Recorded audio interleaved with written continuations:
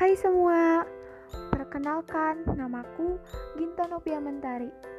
Aku akan berbagi beberapa contoh kesalahan penulisan bahasa Indonesia yang sering kita gunakan tanpa kita sadari. Wah, apa saja ya? Langsung saja kita ke pembahasannya.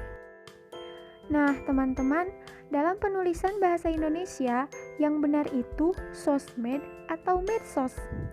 Sebenarnya, ini contoh yang sederhana. Penyerapan istilah asing tentu mengikuti kaidah bahasa yang jadi penyerap. Untuk konteks ini berlaku hukum DM dan MD, menerangkan diterangkan dan diterangkan menerangkan. Terjemahan sosial media tentunya menjadi media sosial, bukan? Karena sosial media tersebut berasal dari penulisan bahasa Inggris, sementara dalam penulisan bahasa Indonesia yang benar adalah media sosial atau bisa disingkat dengan medsos.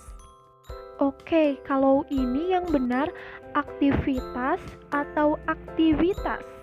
Nah, untuk penulisan kata ini ada pengecualian nih.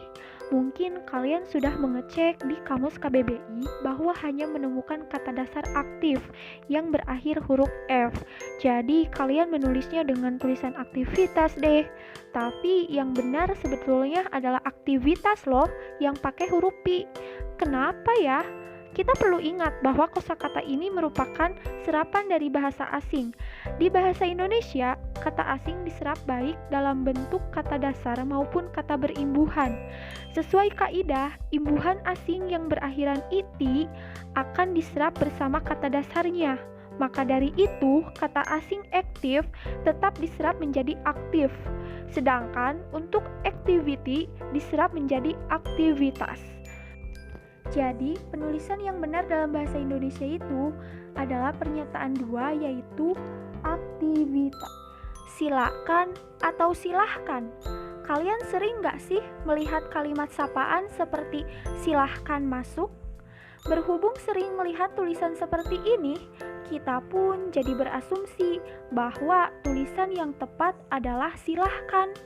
Kalau begini ceritanya, kamu harus koreksi nih, karena tulisan yang tepat adalah silakan. Alasannya, dalam KBBI tidak ditemukan kata dasar silah.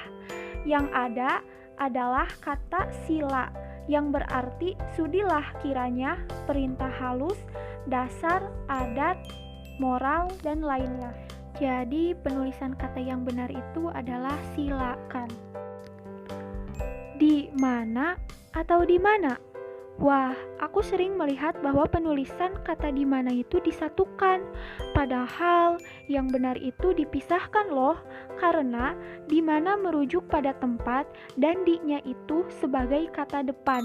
Nah, kata depan seharusnya dipisah sama pengikutnya, karena kalau disatukan itu namanya imbuhan yang seharusnya diikuti oleh kata kerja, seperti dimakan, diminum, diperbaiki, dan lain-lain. Kalau kalian gimana? Sudah paham kan? Kalau sedang membuat tulisan, biasanya kalian lebih menulis kata sekadar atau sekedar. Untuk kalian yang sudah menggunakan kata sekadar, wah, selamat, kalian sudah tepat, hehehe. Karena dalam KBBI, kata dasarnya itu kadar, bukan kedar. Dirgahayu HUT RI ke-75. Waduh, ada yang salah nih dalam penulisan kalimatnya. Oke, ini dia kalimat yang salah dan kalimat yang benar dalam pengucapan kemerdekaan Republik Indonesia.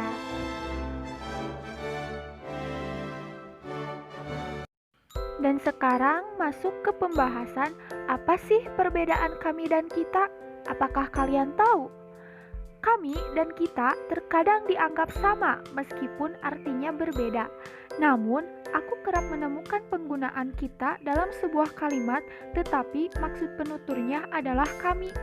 Kita merujuk pada pronomina persona pertama jamak yang berbicara bersama dengan orang lain termasuk yang diajak bicara. Maksudnya mempunyai makna saya, kamu, dan yang lain. Sementara kami pronominal yang berbicara bersama dengan orang lain yang mempunyai makna saya dan yang lain tidak termasuk kamu dan tidak termasuk orang yang diajak berbicara. Nah, itu dia teman-teman beberapa contoh kesalahan penulisan bahasa Indonesia yang telah aku bahas. Terima kasih sudah menonton, semoga bermanfaat.